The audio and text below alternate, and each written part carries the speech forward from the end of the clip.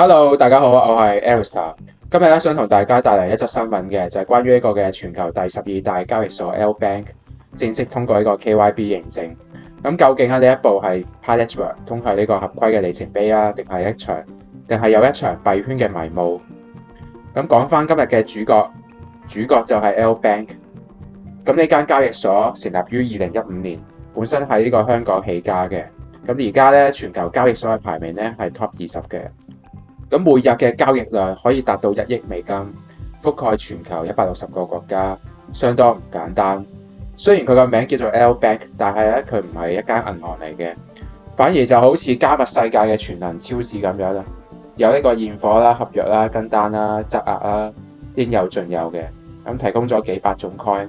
咁今次 L Bank 通過咗 Pi Network 嘅 KYB 企業認證，代表咗官方確認咗佢嘅合法公司身份。亦都意味住 Pi Network 正式由一個社群嘅階段，慢慢咁樣進入主流交易所嘅合規嘅時代。咁 KYB 係乜嘢嚟㗎？就係 Know Your Business， 知道你嘅生意夥伴係邊個。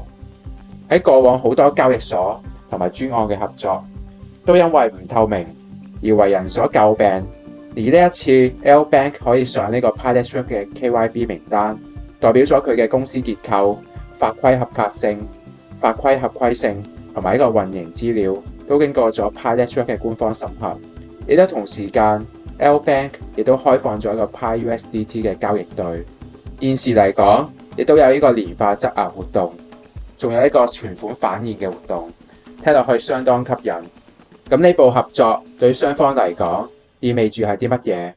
對 L Bank 嚟講，佢多咗 Pi Network 嘅主網錢包接入，等於攞到流量嘅入場券，可以從 Pi Network 嘅龐大社群當中去吸入新嘅用戶。對 Pi Network 嚟講，呢次嘅合作等於打開咗全球曝光嘅窗口，代表住佢唔係再停留於以往嘅封閉式嘅社群，而係開始逐步咁樣去增加同全球交易所去建立一個互信嘅連接。總括嚟講，呢個項目走向呢個合規化同埋流動化，同埋一個生態嘅整合，唔單止形象提升，更加係邁向可被交易、可被評估嘅一個階段。簡單啲嚟講，Pi幣並唔係再係一個嘅紙上談兵，而係進入公開市場嘅實戰階段。咁當然啦，呢個市場永遠係理性同埋感性嘅搏鬥嘅地方。有人會話呢部棋好正，亦都有人會話變相開放咗一個拋售通道咋。唔理最終方向係點，最緊要你知道自己點樣去佈局。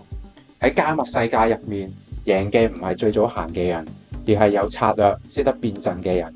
咁今次 L Bank 加入呢個嘅 KYB list， 可能係 Pi Network 長征道路嘅其中一部分，但係每一步都係重塑信心同埋重建價值嘅里程碑。